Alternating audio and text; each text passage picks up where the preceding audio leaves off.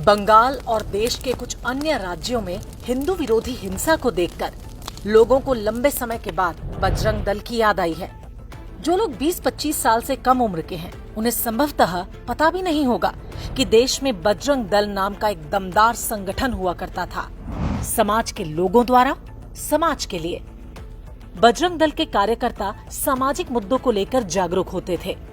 आवश्यकता पड़ने पर लाठी उठाना और उसे चलाना भी जानते थे। बल का प्रयोग वहीं जहां बहुत आवश्यक हो। ये वो दौर था जब भारत के अधिकांश राज्यों में हिंदू विरोधी सरकारें हुआ करती थीं। मुस्लिम तुष्टीकरण ही उनका एकमात्र एजेंडा होता था। लगता था कि मानो हिंदू दूसरे दर्जे के नागरिक हैं। सरकार और पुलिस से न्याय की उम्मीद करना किसी सपने की तरह था। ऐसे अंधकार भरे समय में बजरंग दल आशा की एक किरण की तरह सामने आया। इनका नारा था सेवा, सुरक्षा और संस्कृति, और काम करने का तरीका बिल्कुल हनुमान जी की सेना वाला। ये धर्म के रक्षक थे जिन्होंने राम मंदिर के लिए मुलायम सिंह यादव की पुलिस की गोलियां अपनी छाती पर खाईं। छोटे छोटे शहरों में जब बात बात पर तलवारें और चाकू लहराए जाते थे और पुलिस का कहीं अता पता नहीं होता था, तब हिंदुओं के मकानों, उनकी दुकानों, संपत्ति और स्त्रियों की रक्षा के लिए बजरंग दल के लोग ही खड़े होते थे। जब जिहादियों द्वारा हिंदू लड़कियों को बहलाने, फुसलाने और उनके शारीरिक शोषण का खेल शुरू हुआ, तो यही लोग दीवार बनकर सामने खड़े हो गए।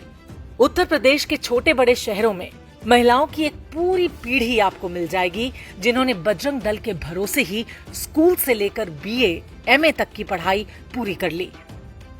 माता पिता निश्चिंत होते थे कि बेटी शाम को सुरक्षित घर लौट आएगी। बजरंग दल दहेज के बिना शादी के लिए अभियान चलाता था। इसके संगठन में समाज के सभी वर्गों के लोग होते थे। न ऊंच नीच की भावना, न अमीर गरीब का भेद। बजरंग दल की सेवाओं का असर ये हुआ कि वो इस्लामी और ईसाई कट्टरपंथियों की नजरों में चढ़ गया। इसके बाद शुरू हुआ बजरंग दल को बदनाम करने का खेल, सिर्फ भारत में ही नहीं बल्कि पूरे विश्व में। सबसे पहले वर्ष 1992 में बाबरी उन्मूलन के बाद बजरंग दल पर प्रतिबंध लगाया गया, लेकिन बाद में इसे हटाना पड़ा। साल 1998 में ईसाई नियंत्रण वाली अंतर्राष्ट्रीय संस्था ह्यूमन राइट्स वॉच ने बजरंग दल पर चर्च हमले का आरोप लगाया, लेकिन उसके पास कोई सबूत नहीं था। फिर 2002 के गुजरात दंगों में बजरंग दल को लपेटने की पूरी कोशिश की गई। हिंदू विरोधी चैनल NDTV ने 2005 में दावा किया कि महाराष्ट्र के नांदेड़ में बजरंग दल के कार्यकर्ता बम बना रहे थे ताकि देश भर की मस्जिदों में विस्फोट करा सकें। जांच में पता चला कि चैनल ने जानबूझकर नकली कहानी गढ़ी थी।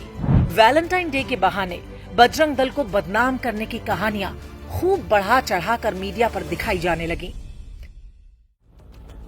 इस दुष्प्रचार का परिणाम ये हुआ कि भाजपा और RSS के बड़े नेता दबाव में आ गए।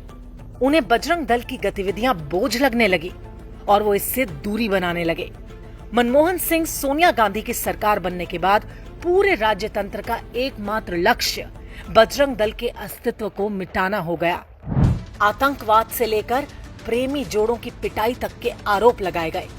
बजरंग दल ने भारत में ईसाई मिशनरियों के धर्मांतरण अभियान को चुनौती देने का प्रयास किया था। इसकी महंगी कीमत उन्हें चुकानी पड़ी। बजरंग दल के इस कठिन समय में किसी ने भी उनका साथ नहीं दिया। पहले मीडिया ने उसे खलनायक बनाया, फिर फर्जी पुलिस केस और मुकदमे थोपे जाने लगे। धीरे धीरे बजरंग दल उन संगठनों को भी बोझ लगने लगा जिन्होंने कभी बजरंग दल की मेहनत पर ही सत्ता का स्वाद चखा था। एक संगठन के तौर पर बजरंग दल आज भी है, लेकिन इसके वो तेवर नहीं रहे जो कभी हुआ करते थे। बजरंग दल हिंदू समाज की प्रतिरोधक शक्ति का प्रतीक था। ये प्रतिरोधक शक्ति नहीं रहेगी तो तरह तरह के विषाणुओं का भय बना रहेगा। ये सच है कि सुरक्षा सरकार और पुलिस का काम है, लेकिन जहां एक पूरे तबके को काफिरों को घेरने, दौड़ाने और मारने की ट्रेनिंग बचपन से ही दी जा रही हो, वहां पर पुलिस थाने के भरोसे बैठने पर वही होता है जो बंगाल और केरल में हो रहा है। यही वजह है कि आज एक बार फिर से लोगों को बजरंग दल और उसकी सेवाओं की याद आ रही है। याद आ रहा है कि कैसे कुछ राष्ट्रभक्त युवाओं ने मुलायम सिंह यादव के अंधेरे युग में हिंदू स्वाभिमान की रक्षा की थी। आज बंगाल में भी बजरंग दल के योद्धा होते तो ममता बनर्जी के गुंडों की हिम्मत नहीं होती कि वो हिंदुओं की तरफ आंख भी उठाकर देखते।